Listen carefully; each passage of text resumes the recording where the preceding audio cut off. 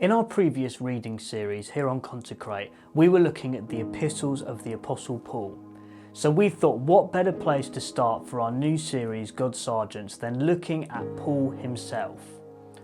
Paul was one of the leading figures in the early Jesus movement, and he was author to over a third of the New Testament. He was uniquely positioned to be such a key figure because although he was a devout Jew, he was also a Roman citizen, born in Tarsus, which is in modern-day Turkey.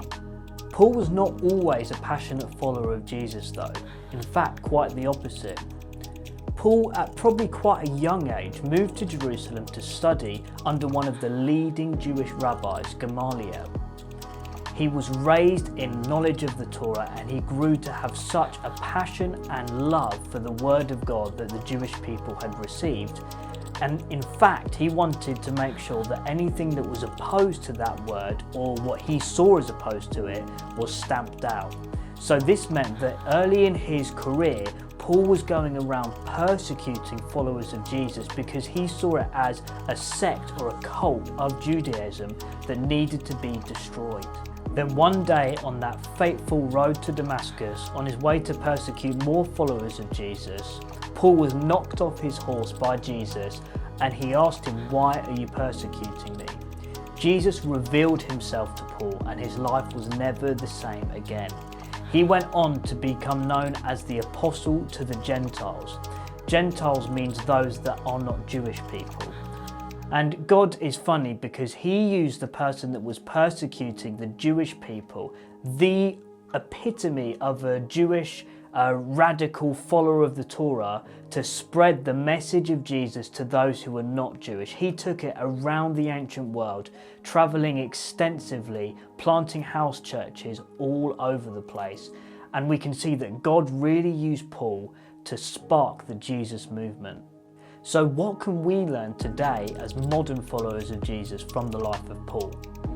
Well, first of all, we can see that Paul's life before he knew Jesus was even planned by God. God used the fact that he had a Jewish education, that he was a Roman citizen born outside of Israel, in order to make him the apostle to the Gentiles. When we look back at it, we can see that Paul was perfectly positioned for the call that God had for him. Even before he knew Jesus, God was working and moving in his life. And it's the same with us today.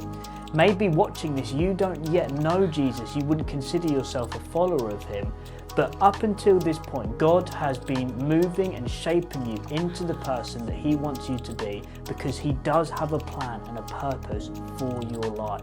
We can also see that Paul was absolutely committed to Jesus. He would give anything for the gospel, the message of what Jesus had come to do. It often meant that he was beaten, imprisoned, and many times threatened with death. In fact, he was eventually killed because of his faith in Jesus. And again, it shows that his commitment early in life was then used by God and directed in the right way to make him the great apostle to the Gentiles, and the person that we can look back on as one of God's sergeants in the early Jesus movement. The calling that God has placed on our lives should come first. Everything else should follow that.